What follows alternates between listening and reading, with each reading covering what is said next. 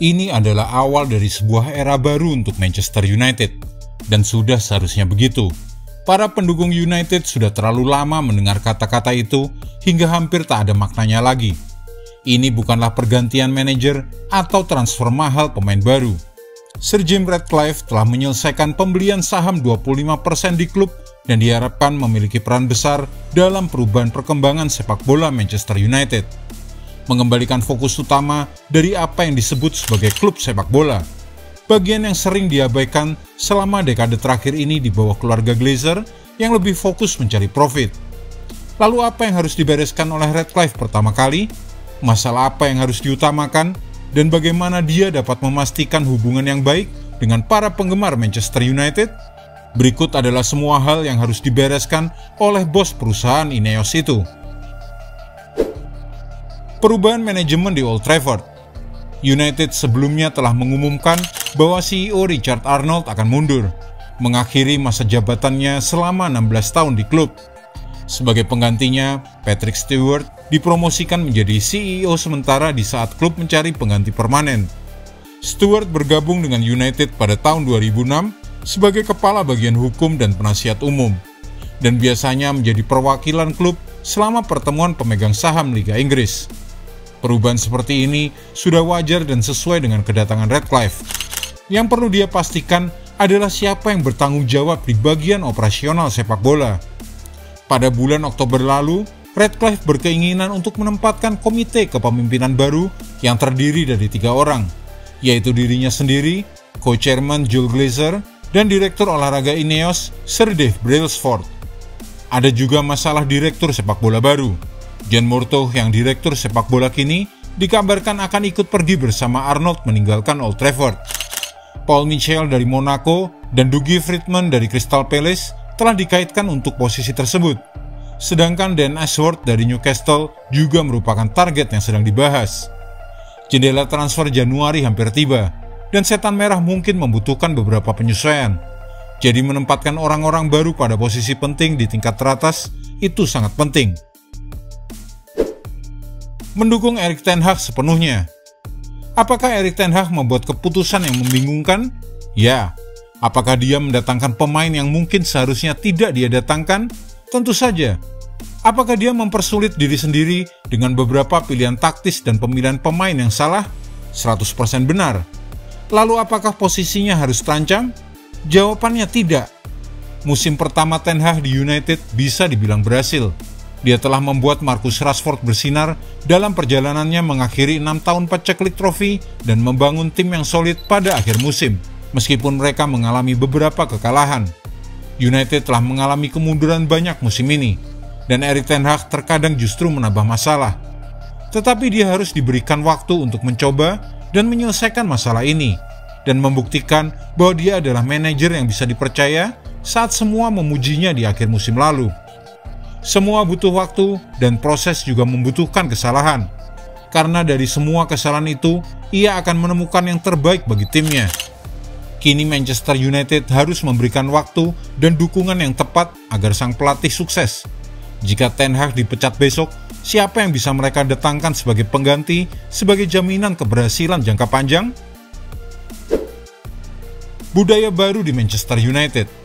Tidak ada lagi yang manyun, tidak ada lagi yang mengeluh, tak ada lagi permintaan maaf di media sosial setelah kekalahan memalukan. Dan yang pasti, tidak boleh ada lagi komentar lemah ketika ditanya wartawan. Ini akan menjadi ketentuan baru dalam budaya Manchester United. Kemungkinan besar tidak akan segera terwujud, tetapi itulah yang harus dicapai oleh Ratcliffe dan kawan-kawannya. Fokus pada diri sendiri, dan jangan membandingkan United dengan klub lain. Mereka harus mengatur timnya sendiri. Semua menggunakan standar baru dan mental yang berbeda total, tanpa pengecualian. Tolong perbaiki Old Trafford. Secara kasat mata, Old Trafford adalah stadion sepak bola Inggris legendaris dengan ukuran besar. Dan meskipun itu adalah salah satu kekayaan dan kebanggaan United, namun nasibnya mengenaskan. Atap bocor, koridor kumuh, dan kilau sebagai salah satu stadion termegah sudah hilang. Markas United membutuhkan renovasi sebelum ingin memulai semua perubahan dalam sepak bola Manchester United. Ini bukanlah pekerjaan sulit ataupun terlalu mahal bagi seorang pemilik klub sepak bola. Tempat kerja yang baik pasti akan memberikan dampak yang baik. Dan Ratcliffe harus memanfaatkan kesempatan ini untuk menjadikan Old Trafford sebagai simbol perubahan. Dengan cara ini, ia juga bisa mendapatkan hati dari para penggemar. Membawa pemain Nice ke Old Trafford. Sir Jim Ratcliffe akan membawa pengalaman dan jaringan luas dalam olahraga kelas atas. Dan dia sudah merambah dunia sepak bola sebagai pemilik klub Prancis OGC Nice. Nice tampil cukup baik di Liga Prancis musim ini, berada di posisi kedua dan menetapkan Francesco Farioli sebagai manajer mereka. Dia adalah seorang pengikut Roberto De Zerbi. Dan siapa saja pemain dari Nice yang mungkin suatu hari bisa dibawa ke Old Trafford? Ada banyak. Yang pertama, mari kita mulai dengan pemain yang sudah masuk dalam daftar transfer United. Dia adalah pemain asal Prancis bernama Jean-Claire Todibo. Bagi Anda yang memiliki ingatan di atas rata-rata dan pengetahuan tentang sepak bola Eropa, mungkin masih ingat masa singkatnya sebagai pemain di Barcelona. Antara 2019 dan 2021, dia tampil dalam 5 pertandingan untuk Blaugrana dan dipinjamkan 3 kali sebelum akhirnya menandatangani kontrak permanen dengan Nice. Todibo membentuk kemitraan yang cukup baik dengan pemain pinjaman dari Arsenal, yaitu William Saliba, sejak kedatangannya di Allianz Riviera, dan sejak itu ia berkembang menjadi salah satu bek tengah yang terbaik di negaranya. Pada bulan Agustus lalu, Todibo sedang dipantau oleh United jika mereka ingin melepaskan Harry Maguire. Tetapi akhirnya Maguire tetap berada di Old Trafford. Selanjutnya, Khéphren Thuram, putra dari sang legenda Lilian Thuram dan adik laki-laki dari Marcus Thuram. Khéphren Thuram membuat gebrakannya sendiri dalam dunia sepak bola. Seorang gelandang box-to-box yang kurus namun sangat unik. Thuram kini sudah menarik perhatian beberapa klub terbesar di Eropa. Skuad Manchester United sebenarnya sudah cukup berlimpah di lini tengah mereka saat ini. Tetapi jika mereka perlu seorang gelandang hebat lainnya, mereka kini tahu di mana harus mencarinya. Kemudian Marcin Bulka. Total penampilan Marcin Bulka sebanyak 17 pertandingan untuk Nice musim ini, hampir 2 kali lipat dari yang dia mainkan dalam satu musim sebelumnya, sehingga dia sudah cukup berpengalaman.